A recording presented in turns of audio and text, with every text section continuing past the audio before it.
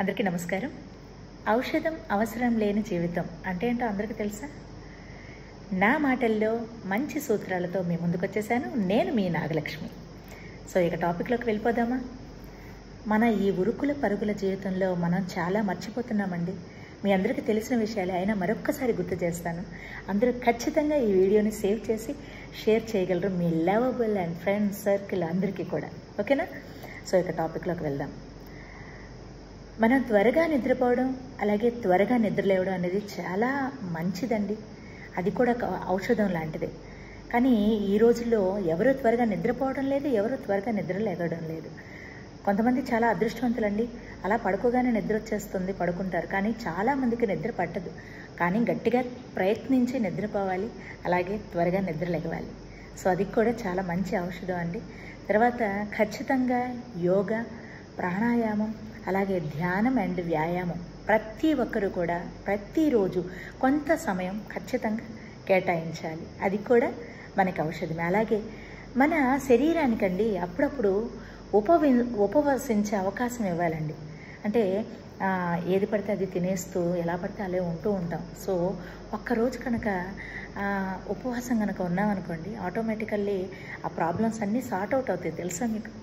So అలాగే మనకి ప్రత్యక్ష దైవం అయినటువంటి సూర్యుడండి, వారి కాంతి గనక మన శరీరం మీద పడితే, ఇప్పుడు ప్రజెంట్ అనుకునే మన D3 విటమిన్ అండి, ఖచ్చితంగా మనకి దాని లోపం అనేది ఇండియాలో చాలా ఎక్కువ శాతం ఉంది.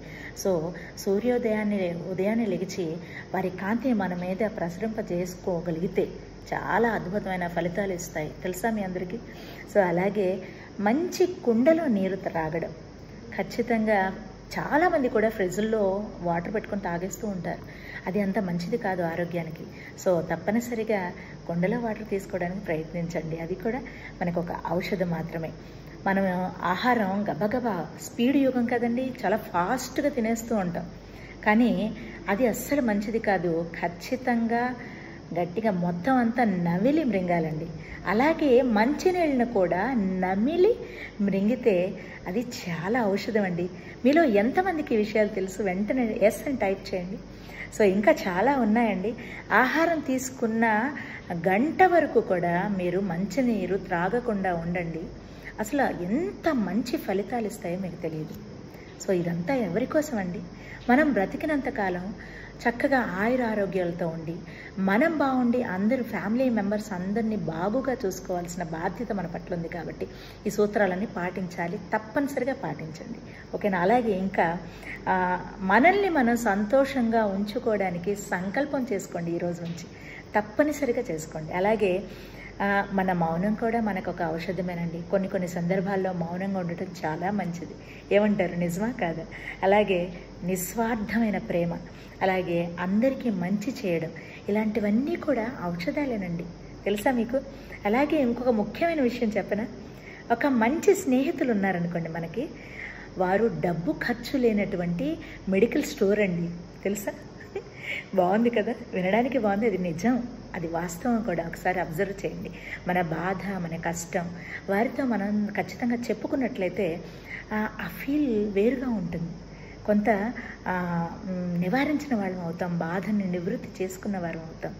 వారు మనకి సలహాలు ఇచ్చే సూచనలను బట్టి. అవునా కాదంటారా? సో ఇది నేను చెప్పింది కరెక్టా కదా? వెంటనే ఎస్ అని టైప్ చేయండి. సో తర్వాత మనల్ని మనం ఎప్పుడు బిజీగా ఉంచుకుందామండి.